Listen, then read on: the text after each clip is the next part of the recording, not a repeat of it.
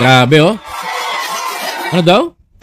Mula sa bansang 20 ang bigas, mahal ang gas, Oh, mahal ang gas? pamasahe mataas, Pamasahe mataas? batas hindi patas, presidente mandurugas, Grabe. Pilipinas! Ewan ko ba, bilang tayo ng bilang tayo ng araw mula ngayon, gusto kong makita tong bata na to na nagpa-public apology. Yes, mga kababayan ko, and the school. Inaantay ko na mag-public apology to sapagkat mga kababayan, hindi po ito katanggap-tanggap bilang isang Pilipino. Lalong-lalo na sa nagpo-programa o eskwelahan na may gumawa nito. Mga kababayan, I'm calling the attention of Secretary Sani Angara. Pwede ba nating ipatawag ang eskwelahan na ito na ganito ang attitude ng mga estudyante natin? Alam mo, daming nagtag sa akin ito, mga kababayan ko. This is not freedom of expression, mga kababayan ko. Because this is a libelous, mga kababayan ko, or kumbaga para sa gaso, blasphemous, mga kababayan ko. Mga kababayan, imagine ninyo, sa isang eskwelahan na hayaan na may ganito, mga kababayan. Ito. Imagine ninyo, Saysay natin. Sabi niya dito, Mula sa bansang 20 ang bigas, which is the project of President Bongbong Marcos that the government subsidized, mga kababayan ko, subsidized the 18 billion pesos para makapaglabas tayo ng 20 pesos na bigas para sa mga kapuspalad nating mga kababayan na para makabili ng can afford, mga kababayan ko, na magandang klase ng bigas na makakain nila, mga kababayan ko. At parang ito ngayon yung pambungad nitong ating bida-bida ngayon dito sa channel natin, mga kababayan ko, na bata na ito. Tuloy. mahal ang gas, Nabanggit niya rin dito, isa sa nabanggit mahal lang gas. Sa Pilipinas, mga kababayan ko, if we interpret the message of this kid, mga kababayan ko, this little girl, mga kababayan, is mahal daw ang gas. Bakit daw mahal ang gas, mga kababayan ko? Because there is may gera ngayon sa Middle East. Magmamahal ang gas, mga kababayan ko. Automatically, lahat yan magmamahal, mga kababayan ko. Magmamahal lahat yan. And we expect, mga kababayan ko, sooner or later, pati yung presyo ng mga bilihin talagang maapektuhan din. Because buong mundo ang apektado, hindi lang naman ang Pilipinas, Inday. Di ba? Buong mundo ang apektado, hindi lang naman ang bansa natin, Inday. Yun lang gusto ko po sabihin, mga kababayan ko. At nabanggit niya rin dito na pamasahe mataas. Bakit ba tumaas ang pamasahe bakit ba tumaas ang pamasahe natin? Dahil apektado rin ang ating mga tsuper at jeepney driver at kahit anong driver pa yan, mga kababayan ko, kahit pa TNBS driver pa yan, apektado rin sila sa taas presyo ng gasolina, mga kababayan ko. Tama ba ako, mga kapatid? Apektado rin sila. Bakit apektado, mga kababayan? Because damay-damay yan pag tumaas ang gas talaga. And hindi naman kasalanan niya ng Pilipinas, buong mundo nagtataas ng presyo, hindi lang naman ang bansa natin. Pero magpasalamat kayo sa US, mga kababayan ko, per gallon sa labanan. Hindi katulad sa Pilipinas na 60 pesos, 55 pesos, 53 pesos is the last. Pinakamataas sa kanila 53, yung unleaded, 54 yung premium, mga kababayan ko. Mataas sila. Pero sa US, mga kababayan ko, imagine niyo, per gallon ng labanan nila doon. Mga kababayan, hindi po per 60 pesos. Ikumpara natin sa kanila, yung gasolina natin dito sa Pilipinas, mga kababayan ko, hindi alam ng bata na to yon. Yung 54 pesos na yan, $1 lang yan dun sa ibang bansa. Pag bumili ka sa Amerika, ilang galon yan? 250, I think $5, mga kababayan ko. If we say $5, $5, mga kababayan. Convert mo dito, per gallon, mga kababayan ko, 250 pesos sa kanila, per gallon dun, mga kababayan. Galon lang yun, galon. Okay? Hindi alam ng bata na to yun, mga kababayan ko. Ang alam niya lang, magpabida dito and tell the story na sa mga audience na 20 pesos na bigas, mahal lang gas, mahal lang etc. ganito, mahal lang pamasahe. Marami pa sasabihin. Paano pakinggan natin? Batas hindi patas. Paano hindi naging patas ang batas sa Pilipinas? Dinibang natin, mga kababayan ko. Idibang natin. Paano hindi naging patas ang batas sa Pilipinas, mga kababayan ko? Samantalang nung panahon ni Duterte, yun talaga, ang batas hindi talaga naging patas. Kumbaga, ang hustisya ay nakakakita, mga kababayan ko, at napapaboran yung mga taong inuutusan. You know what I mean? Kung sino yung mga inutusan ni Duterte. Which is, hindi naman problema ng Marcos administration yan, mga kababayan ko, except na lang kung ang ibig sabihin ng batang ito, hindi patas ang batas dahil nakulong daw si Duterte. Which is wrong pa rin, mga kababayan ko, kasi dumaan sa proseso yung dating Pangulo bago pinadala sa The Hague. Okay. Presidente Mandurugas! Ayan, dyan tayo magkakatalo-talo. Diba? Biga mula sa 20 pesos na bunga sa bansang 20 pesos ang bigas, mataas ang gas, mataas ang pamasahe, mga kababayan ko, at sabi niya dito, presidenteng mandurugas. Sino ang presidenteng mandurugas? Who is the president habang nagaganap to, mga kababayan ko? Marcos. So, yun ang pinatatamaan niya dito. Okay lang kung si dating Pangulong Duterte. Pero if we analyze everything, mga kababayan ko, na sinishare ngayon tong video na to ng mga DDS, here is my analysis. Basic lang. Si Presidente Marcos ba mandurugas?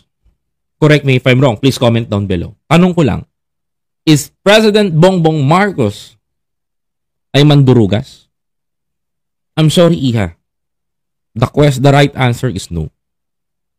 Yes. No. Kasi minsan hindi ko nakitaan si President Marcos na nandugas eh. Actually, Iha, President Marcos sacrifices 6 years in his life to serve to our country. Magsilbi sa bayan. Dinonate niya na yung sa Tagalogin natin para maintindihan ng mga aangangan DDS. Dinonate na ni Pangulong Bongbong Marcos yung 6 na taon ng kanyang buhay bilang isang presidente at makapaglingkod sa bayan at sa bayan ng Pilipinas. Para sa bayan.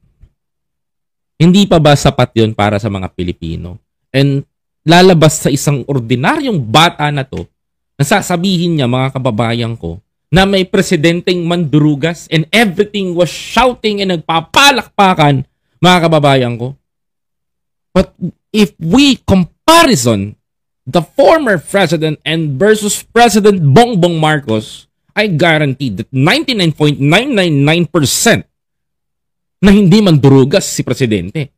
Well, sino ba ang mandurugas? That's the right question. Tanungin natin ang taong bayan. Comment nyo, mga kapatid. Sige, ganito. Bongbong Marcos, first 3 years, mga kababayan ko, walang iskandalong kinasangkutan tungkol sa pera. Yes, mga kababayan ko. Si BBM walang kinasangkutang iskandalo tungkol sa pera. Versus, mga kababayan ko, the former president, saan nasangkot, mga kababayan? Corruption, Parmali scam. Tama, mga kababayan ko? Parmali scam. Mga kababayan. Ba? Ano nangyari? Milyong piso during the pandemic ang nawala sa Department of Health na kinasasangkutan ng dating presidente. Mga kababayan ko. Second, mga kababayan, ano nangyari sa bansa natin? Pinapasok ang pogo. Mga kababayan ko, sinong dinugas? Taong bayan. Pinagtanggol ni Duterte ang pogo, wag daw galawin, marami daw na itutulong, pero ang taong bayan ang dinudugas. Ngayon, ang tanong ko dito, sino ngayon ang mandurugas? Dinugas ba ni Presidente Marcos ang taong bayan o ang sadyang mandurugas ay ang dating presidente na si Duterte? Yan ang pinakamalaking tanong. Kasi as you said, 'di ba? Sabi mo maliwanag, mula sa bansang 20 pesos ng bigas, mataas ang gas, mahal ang pamasahe at presidenteng mandurugas. Sino ngayon ang mandurugas? 'Di ba? Si Digong o si Marcos? Si Digong. Sorry dun mga kababayan ko hindi nga maipaliwanag yung Parmali scam. Di ba? Anak, 51 billion, pondo sa Davao, yun literal. Sino nandugas? Yan ang mga tanong. Yung busy na anak, mga kababayan ko, nasasangkot sa skandalo ng pera, 612.5 million pesos, mga kababayan ko, na inutay-utay ng 125 million na ubos ng 11 days. Sino ngayon ang mandurugas? Ito, kinestyon ko lang yung sinabi mo sa iyong talumpati, Iha. Tuloy.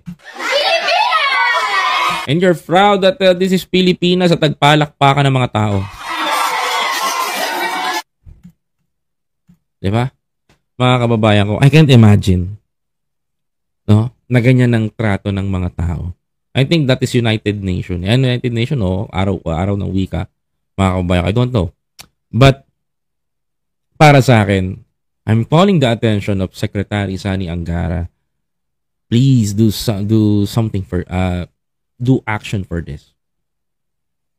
This is very horrible. Hindi na tama yung lumalabas sa bibig ng kabataan. Pag ganyan ang pagpapalaki at hinahayaan ng eskwelahan na binababoy tayo sa gobyerno, mawawalan ng respeto sa atin ng kabataan. Ang paggogobyerno ay hindi joke. Yes, hindi ho joke. Because once na ma-appoint yung mga yan at magtrabaho sa gobyerno yan, para silang kinasal, mga kababayan ko, sa kanilang trabaho.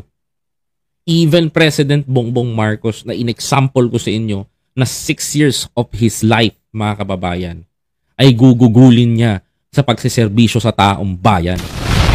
Yan yung mangyayari dun, mga kapatid, na pinaka dapat ninyong malaman. Anyway, yan po isa sa mga dapat nating pag-usapan. Sana ma-actionan yan, mga kababayan ko.